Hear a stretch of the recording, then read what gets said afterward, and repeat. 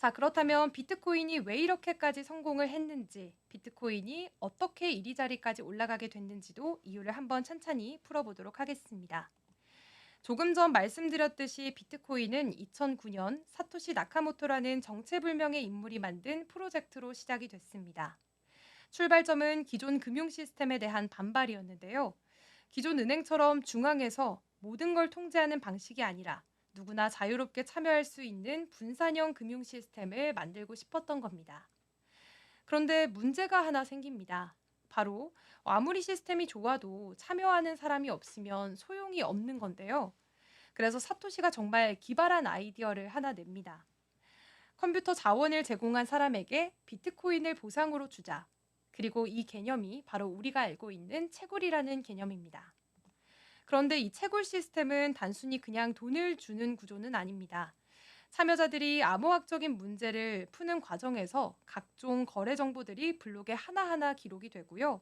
또 이 블록들이 줄줄이 연결되면서 우리가 알고 있는 블록체인이라는 장부가 만들어지는 겁니다.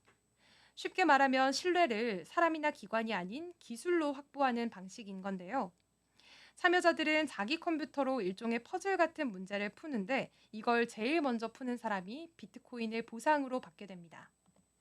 그런데 사실 비트코인이 처음에 나왔을 때는 인기가 없었습니다. 왜냐하면 현실에서 쓸 데가 없었는데요. 그런데 이 인식을 완전히 바꿔놓은 사건이 하나 있었습니다. 바로 유명한 피자 사건입니다. 2010년 미국의 라슬로 하니에츠라는 개발자가 비트코인 10,000개를 내고 피자 2판을 사 먹었습니다. 당시에는 $40 수준이었다고 하는데 이걸 현재 가치로 환산을 했을 때 수천억 원 정도 한다고 합니다. 이 사건이 중요한 이유는 비트코인이 현실에서 무언가를 사는데 직접 쓰였다는 첫 번째 사례이기도 한데요. 말 그대로 디지털 자산이 현실 세계에서 화폐처럼 쓰일 수 있다는 걸 보여준 첫 번째 사례였던 겁니다. 비트코인이 특별한 이유는 또 하나가 있습니다. 바로 공급량이 딱 정해져 있다는 거 아까 말씀드렸는데요. 총 발행량이 2,100만 개로 제한돼 있고 그 이상은 절대 나올 수가 없는 구조입니다. 그리고 여기에 또 하나 중요한 개념이 하나 있습니다. 바로 반감기라는 시스템인데요. 이건 4년에 한 번씩 채굴 보상이 절반으로 줄어드는 겁니다.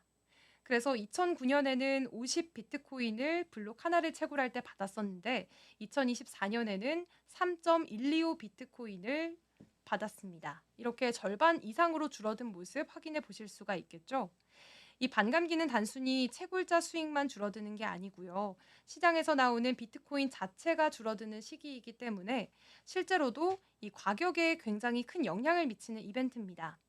과거 반감기 이후에는 비트코인 가격이 크게 오른 사례가 여러 번 있었는데요. 그래서 투자자들 사이에서도 반감기 효과는 항상 주목받는 이슈이기도 합니다. 그런데 요즘은 이 개인이 비트코인을 직접 채굴하는 건 거의 어렵습니다. 왜냐하면 채굴 난이도가 너무 높아졌기 때문인데요. 초창기에는 집에 있는 컴퓨터나 그러니까 CPU나 GPU만으로도 채굴이 가능했습니다. 그런데 지금은 상황이 완전히 달라졌는데요. 아식이라고 불리는 전문 채굴기가 없으면 경쟁이 안 됩니다. 이 아식 채굴기는 한 대 가격이 수백만 원에서 천만 원 가량 하고요. 그리고 전기요금도 어마어마하게 나오기 때문에 요즘 채굴장은 거의 작은 공장 수준으로 운영이 되고 있습니다. 이제 채굴이라는 게 그냥 코인 좀 따볼까 하는 수준이 아니라 정말 거대한 산업으로 커져버린 상황이 됐습니다. 채굴 상황이 이렇게 점점 커지다 보니까 이제는 환경 문제까지 중요한 이슈로 자리 잡게 됐습니다. 특히 2021년에는 일론 머스크가 갑자기 비트코인은 환경에 해롭다. 비트코인 채굴하는 것은 환경에 해롭다라고 얘기를 하면서 테슬라의 비트코인 결제 지원을 중단하겠다라고 발표를 하기도 했습니다. 이 영향력이 정말 어마어마했는데요. 이 일을 계기로 해서 채굴업계에서도 재생에너지로의 전환에 속도를 내기 시작했고요. 요즘은 아예 친환경 채굴이라는 트렌드까지 생겨나고 있습니다.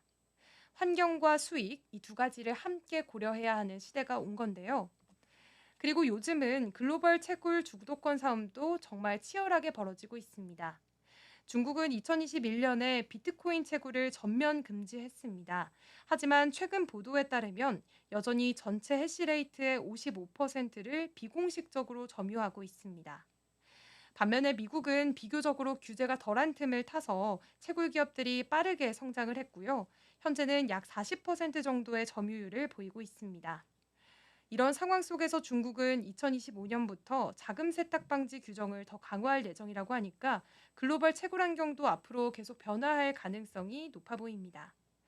비트코인의 가격은 보상 감소와 해시레이트 변화, 그리고 각국의 규제 움직임 같은 변수에 굉장히 민감하게 반응하는 편입니다.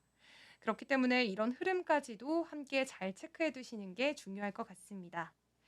자, 오늘 여러 가지 코인 이슈들 함께 살펴봤습니다. 저는 다음 시간에도 여러분들이 궁금해하실 쉽고 빠르게 이 코인 이슈들 정리해서 전달해 드릴 테니까요. 다음 이 시간에도 만나보겠습니다. 시청해주신 여러분 고맙습니다.